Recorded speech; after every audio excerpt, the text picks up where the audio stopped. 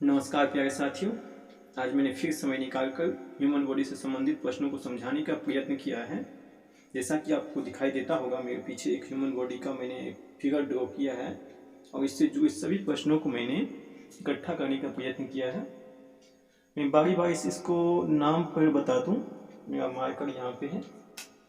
जैसे कि आपको दिखता होगा, ये मुख और ये यहाँ से यहाँ तक ये मानव बॉडी का संपूर्ण ढांचा मैंने यहाँ पे फिगर आउट किया है। मैं बारी बारी से तो इसका ये मुख है। ये मुख में, जैसा कि आप जानते हैं कि मुख में जीभ होता है और दांत होता है।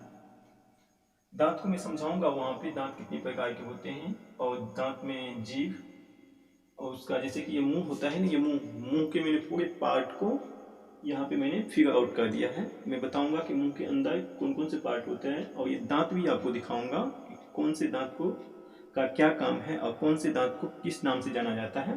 मैंने यहाँ पे लिखा है, वो दांत भी आपको दिखाने वाला हूँ। तो आइए, ये मुंह और ये जो मुंह के जो नीचे जैसे ऐसे ये वाला जो गया है, मुंह के ये नीचे ऐसे यहाँ से यहाँ तक, और इस वाले पार्ट को कहते हैं ट्रेकिया। ट्रेकिया, जैसे कि यहाँ पे मैंने नाम भी यहाँ पर लिख दिया है, इस वाले पार्ट को ट्रेकिया कहते हैं। और जब ये आप यहाँ से घूमते हुए आप यहाँ पे आइएगा, इस पार्ट को कहते हैं, यहाँ पे एक ग्रंथि रहता है, इसको कहते हैं राग ग्रंथि। राग ग्रंथि। उसके बाद आप नीचे आइए और ये वाला जो पार्ट आपको दिखता होगा, ये वाला, इसको कहते हैं डायाफ्राम। डायाफ्राम कहते हैं इसको। और डायाफ्राम के ठीक नीचे ये वाला पार्ट जो आपको दिखाई देता होगा, ये वाला पार्ट, इसको कहते हैं यकृत।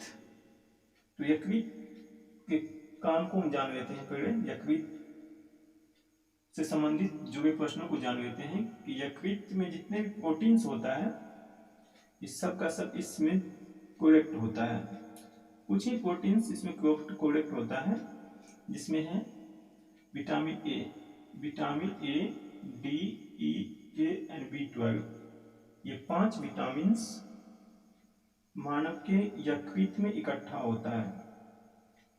और ये यकृत से ठीक नीचे यहाँ पे आपको दिखाई देता होगा, ये वाला पार्ट, ये पित्त की थैली है। पित्त की थैली, इसको कहते हैं पित्त की थैली।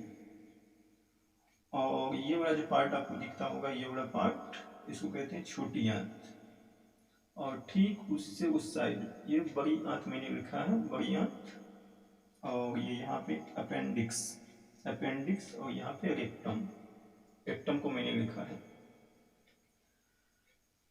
तो जो इंसान ज्यादा अल्कोहल का सेवन करता है, उसके बॉडी में लीवर संबंधित प्रॉब्लम आता है और सबसे पहले लिवर पे वो शराब अटैक करता है, और जिसका वजन होता है 1.5 kg के आसपास।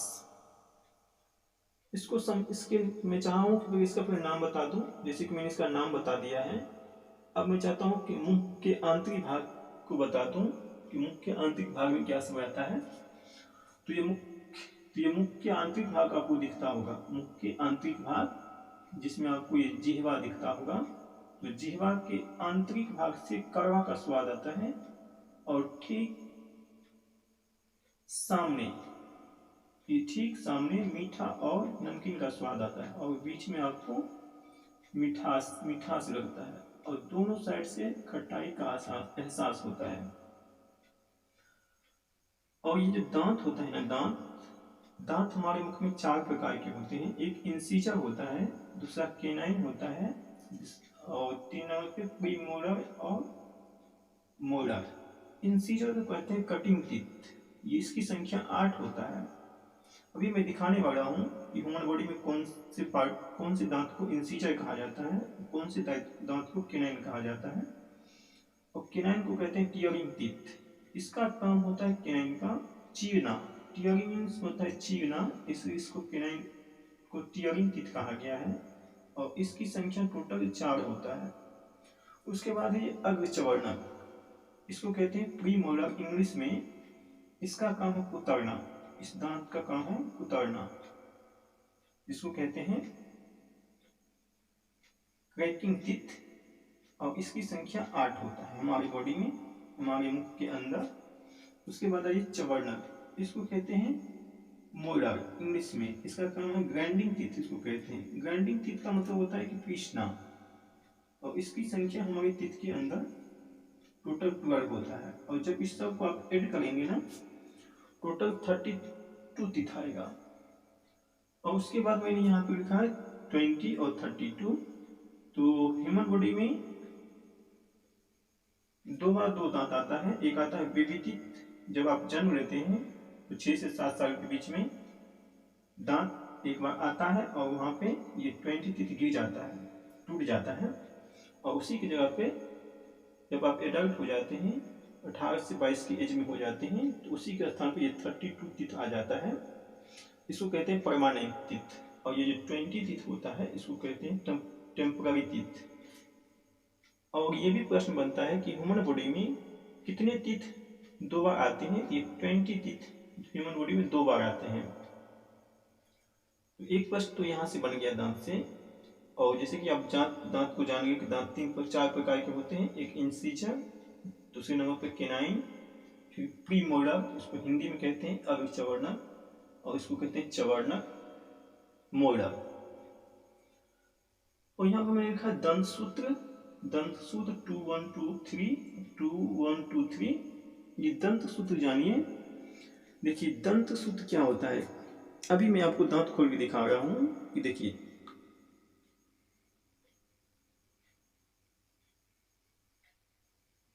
आपको अभी मैं बता रहा हूं कि कौन से दांत को इंसीजर कहा जाता है। ये आपको 4 दांत दिखता होगा सामने में, और 2 साइड इधर। ऐसे काटिए, दांत को ऐसे बांटिए। आप जब इस दांत को ऐसे बांटेंगे ना, तो आपको 4 भाग में दांत ये बटेगा। 2, एक पार्ट उधर, एक पार्ट नीचे, एक पार्ट फिर इस साइड, फिर एक पार्ट नीचे, तो टोटल 4 पार्ट में बट गया ना। तो इंसीजर देखिए, इंसीजर यहाँ पे आपको 2 दिखता होगा। बगल में आपको ये एक नोकीला वाला दांत दिखता होगा, ये इसको कहते हैं केनाइन। और ठीक इसके बगल में आप देखेंगे तो 2 दांत होता है, 2 दांत, उसको कहते हैं प्री मोलर। और ठीक उसके जो बगल में होगा 3 दांत, उसको कहते हैं मोलर। तो 8 इस भाग, तो 8 उस भाग भी, टोटल 16 हुआ। 8 इस भाग तो 8 उस भाग भी, तो टोटल 16 हुआ। और जब इसको ऐड करेंगे तो 32 के इक्वल होगा। तो हमारे बॉडी में 32 दांत हुआ। अब आइए यहाँ पे मैंने लिखा है छोटी आंत। छोटी आंत को 3 भागों में बांटा गया है। तो पहला प्रश्न इस एग्जाम में ये बनता है, छोटी आंत कितने भागों में बांटा गया है। तो छोटी आंत को 3 भागों में बांटा गया है। उसका नाम बताते हैं, और उसी से पूछता है कि ये छोटी, बड़ा हो गया ग्राहनी, फिर हो गया जेजुनम और इलियम। ये जो इलियम होता है, इलियम, ये छोटी आंत में सबसे ज्यादा मात्रा में यही रहता है। और इसी में क्या होता है कि भोजन का अवशोषण होता है, और अंत में क्या होता है, रेक्टम में संचित होता है, और मल द्वार के बाहर, अंत में बाहर निकल जाता है। और ये छोटी आंत और बड़ी आंत के गांठ पे एक गांठ होता है, जहाँ पे छोटी आंत और बड़ी आंत जब जुड़ता है ना, तो वहाँ पे गांठ होता है। उस गांठ को कहते हैं सीकम, उस गांठ को सीकम कहते हैं। और बड़ी आंत का भी 2 भाग होता है, एक होता है कोलम और सेकेंडरी मडाशय। मडाशय का ही सेकेंड नाम है, रेक्टम कहिए।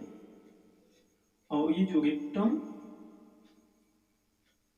और ये रेक्टम जो बड़ी आंत का जो दो भाग होता है ना, कोलन और मडाशय, ये कोलन को भी 3 भागों में बांटा गया है। एक होता है अग्रगामी कोलन, अनुप्रस्थ कोलन और अधोगामी कोलन।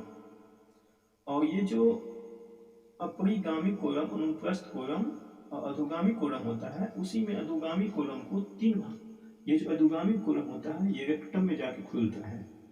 यदि अधोगामी कोलम रेक्टम में जाके खुलता है, तो आपको एग्जाम में दे देगा अपरिगामी, अनुप्रस्थ और अधोगामी कोलन बड़ी आंत के कौन से भाग के पार्ट है, बताना होगा आपको कोलन।